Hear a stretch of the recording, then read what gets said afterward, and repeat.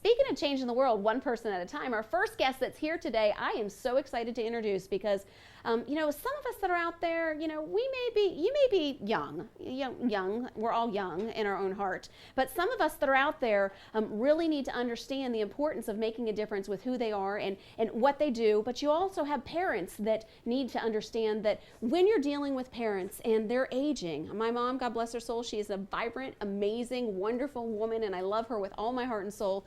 She's 73 and she's so 73 and so sassy and young. I know that, but there's going to be decisions that I'm going to have to be faced with. You know, as we continue to move forward and as you continue to look at different things that are happening in your life, this person's going to help us understand that it's not about who you are and it's not about what situation your parents are in. It's about being proactive by protecting those other people, being proactive by making proactive decisions before you're dealt that emergency, before it's too late, before you're faced with a challenge and you don't know what to do, you don't know where to turn. Don't wait till it's too late. Part of protecting yourself, part of protecting your home, part of protecting your parents is by being proactive and thinking about the things that you need to think about before it's too late. So now I'm ready to introduce my next guest, and I am so excited to have her here and joining us today. She is from the awesome Winter Park chapter. Veronica is with the Nurse Next Door. Thank you so much, Veronica, for being here today. It's a pleasure to have you here, and you were a real trooper jumping in and helping out. Tell everybody a little bit about who you are and what you do. Well, Nurse Next Door is a home care service provider. It's our pleasure, it's our passion to go into the home and help take care of your parents or whoever may be in your home with need. We do everything from transportation, medication management, all the way through skilled nursing. Okay, I think that's awesome. And you know, I think the major point that we need to drive home today is it's obvious. Like when my father was diagnosed with cancer, I remember being in a situation where I was like, oh, what do we do? And I remember our little minds going through, my father even going through, well, I can just get a small apartment and I can try and find a job where I can work on my computer. Because you don't know when you're diagnosed with something like that, are you going to be around for a month? Or are you going to be around for a year? Are you going to be around forever? You know, you don't know. And I remember the first thing was, let's do that. And then the second thing was, maybe that's not realistic. Maybe he's sick, too sick to live on his own and live independently. Now, in your organization, do they live on their own, or do you come to them, are they in an assisted living facility? No, our goal is to keep them in their home as long as possible, independent with a high quality of life. So we come into your home and assist with minimally what they need to continue their life as they know it. So if they are unable to drive suddenly, well, then we step in and we can do that to make sure they still get to those things that they like to do, go to the park, go grocery shopping, go play bunco, but they're unable to get there. So we're going to help them do that. You know, I think it's interesting because especially with what I witnessed my dad going through, I think that mentally when they get to the point where they realize they are totally codependent on other people, they start to lose hope. So what do you notice about them mentally? Well, mentally you want to make sure, are they remembering to take their medications? Are they withdrawing socially? Maybe signs of depression going on. And you want to make sure that you notice these signs ahead of time and be proactive so that we don't end up in a situation where we have to go to the hospital. So that's what we're trying to avoid. So as soon as you start to notice those things, then you want to start calling in for somebody to come in and just evaluate the situation. Okay, awesome. Honey, I think it's time for you to get assistance because I'm noticing you're forgetting things. Just shout out to you. Happy birthday, honey. No, you're fine. You're perfectly fine. So when you're dealing with people and you start to notice that mentally that there's a challenge, and I think that is important because I think all too often people wait until they get dementia or wait until they get Alzheimer's or they get diagnosed with something when there's got to be little signs along the way that if they had some assistance, they're again being proactive to the situation. So other than those mental concerns, what are some of the physical concerns that someone might have when you're dealing with an elderly parent? Well, for physically, you want to remember, are they able to feed themselves? Is their appetite going away and they're not eating or drinking enough fluids? Are they able to dress themselves and to toilet themselves? Are they stopped taking a bath? Sometimes you'll notice that they're not taking a bath. It's not because they don't want to, but they're not able to physically get in the tub like they used to be. Okay, that makes so much sense. And I would imagine, or I would speculate, that a lot of baby boomers that are out there probably have a little bit more problem with losing independence than maybe back in the days, because it was such a unique generation, and they probably do want to continue. This is my space, this is my stuff, this is what I worked on, and I don't want to lose it. I don't want to give it up. So it makes them very vulnerable to face those challenges. That's right. And that's why we want to keep them in the home as long as they can. Baby boomers, they're not going to put up with it. They're not going to go away easily. This is not what they want. They want to stay in their environment with their family, their loved ones, where they're comfortable with their things. Mm-hmm. So this is the most important thing, and that's where we want to come in, and we want to help you do that. And I would guess that even if it's just a matter of coming in and cooking every now and then, or cleaning for them or whatever, I would speculate that there are ways that they can have somebody come in that doesn't make it feel as though I'm in an assisted living facility now. And there's nothing wrong with assisted living facilities.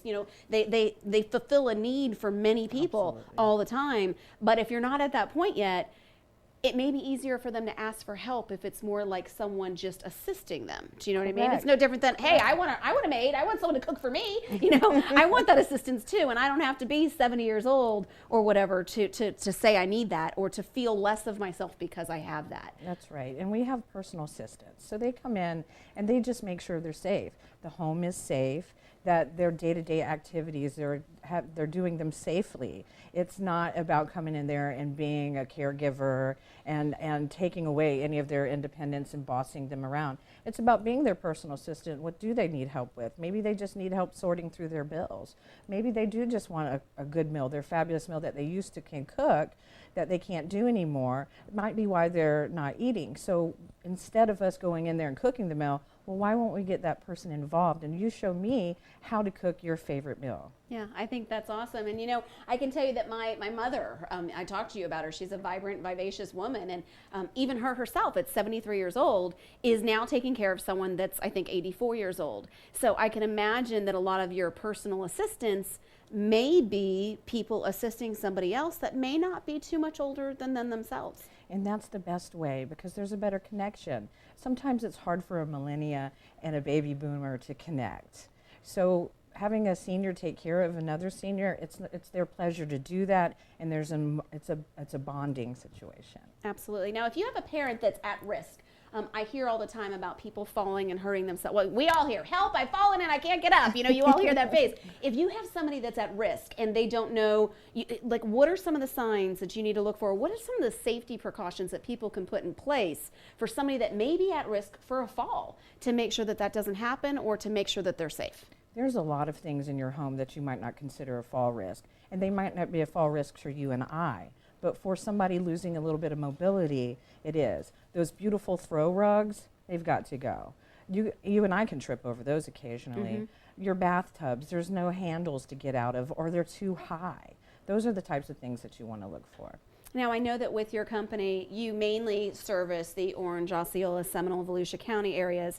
Lake County, I think you said? Yeah, Lake County too. So if you're servicing those main areas here in Central Florida, but there's somebody that's watching, I know Kiki's watching, she's our next guest, from Texas, or there's someone watching in Maryland, Stacey Gillis may be watching in Maryland, or Tanya Cash may be watching in Atlanta. If there's somebody that's out there watching from a distance, but they have a parent that they feel needs protection or needs help, are you able to help them? Is there anything that you can do for those people? Absolutely, it's my pleasure to do that. It's about the community, it's about keeping people safe. So if you have a parent or a loved one that lives in another state, you can call me, I'll do the legwork for you. That's no charge at all. It's about safety and doing for our fellow Woamtec. Also, it's about keeping their families safe. I love that, I love that. And you know what I can tell you is that it truly is the Woamtec Goga spirit. I hear your heart when you say that, and I can tell you're passionate and you love your job, because it really is about, like, saying, if somebody's got someone they love, if we can help them love that person and take care of that person and fulfill their needs, it's the pay it forward concept. It's the go give spirit. It's what you do for the lives of others will always come back to you. That's just how life works. Now, for those people that are in Orange, Seminole, Volusia, or Lake County in Florida, what is it that you can do for them if they just want to see, okay, I want to just talk to you. I want to be prepared should I need to be proactive, and I just want to know some of the signs I should be looking for, so I know when to say, Jeff, it's time, you need help. No. So I know when to say what it is that I need to do and what it is that I'm looking for. What can you do for them? Well, that is a community service that we give. It's free of charge. You can come in and we'll do a free consult, a free safety evaluation of your home, and answer any questions that you might have. Okay, I love that. That's awesome. So it's a free consultation. Now, how can they get in touch with you if they want to get in touch with you today? You can go to our website, nursenextdoor.com, or our Facebook. It's facebook.com/nursenextdoor Orlando. Okay, so like her Facebook page, and she will connect back with you, which is super exciting, and make sure that your parents stay protected. Thank you so much for being on the show today. I greatly appreciate it. And thank you for being a Woamtec member. I'm so excited about that. If there's ever anything I can do for you, let me know, and I'm sure we will continue to be in touch. So you're my pleasure. So for those of you that were watching this segment today, we still have 2 more amazing guests that we're going to have on the show, but what I want to close with protecting your parents is this. Remember, it's about being proactive. So if you have a family member, or if you know anybody that may be a little bit older, you know, maybe let's say 60 to 125, it doesn't matter what it is, and you're starting to notice some changes, or they're starting to make some differences, or you just want to know, like I would never have known, get rid of the throw rugs. You know, those are little things that we often don't think about, and we really want to keep our parents just as safe as we want to keep our kids safe. And I love the idea that they can be a companion. And even if they are older, but they may be retired, and they may be looking to supplement their income or make a little bit of extra money, one of the great things that you can take into mind or consideration is exactly what she said. The seniors often make the best caretakers for other seniors because they can become friends, they can share ideas, they can create alliances, and they can continue to feel young and feel alive together.